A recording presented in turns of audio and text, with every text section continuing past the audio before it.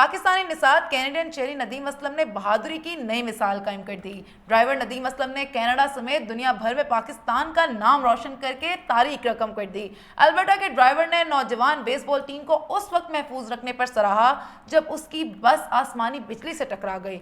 Driver का कहना था कि जब बिजली बस से टकराई तो ये बम धमाके की तरह था। एंजल क्रॉचर, जो कि शुमाली अल्बर्टा में अपने बेटे की बेसबॉल टीम के साथ चार्टर बस में था, जब उस पर बिजली इतनी जोर से गिरी कि उसकी आवाज जेट इंजन की तरह थी। बेसबॉल टीम एक वीकेंड टूर्नामेंट खेलने के बाद घर वापस जा रही थी। ड्राइवर इतवार को 3 घंटे से गाड़ी चला रहा था जब उसने खुद को तूफान के दरमियान पाया। ड्राइवर नदीम असलम ने कहा कि वाकई तेज हवा चल रही थी और उसे हाईवे के नीचे 110 किलोमीटर फी घंटा की रफ्तार से स्टीयरिंग को मजबूती से पकड़ना था। बस तकरीबन 48 फुट लंबी थी और उसे सड़क से दूर धकेल रही थी। फिर अचानक अंधेरा हो गया और ड्राइवर ने यह भी बताया कि उसने खिड़की से रोशनी का एक बड़ा गोला देखा। जब बिजली गिरी तो बम धमाके की तरह था और टायर अगले 2 फट चुके थे और पिछले टायरों में हवा खत्म होने वाली थी। क्रॉचर ने कहा कि उसकी 8 साल बेटी, जो टूर्नामेंट देखने के लिए ट्रिप में शामिल हुई थी, चीखने और रोने लगी। रबड़ के जलने की बू आ रही थी और शदीद आवाज भी थी। क्रॉचर ने यह भी कहा कि मैं कई साल पहले फ्लोरिडा में ड्रैग रेस में गया था जहां उसने ऐसे बड़े जेट इंजन देखे थे और वो इसका मवाजना इसके साथ कर सकता था।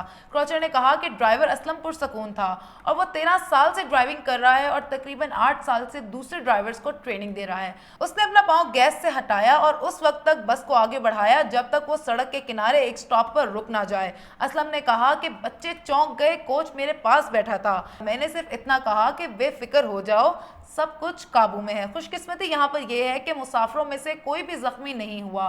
तकरीबन 2 घंटे बाद बस के जरिए सभी को रेस्क्यू कर लिया गया।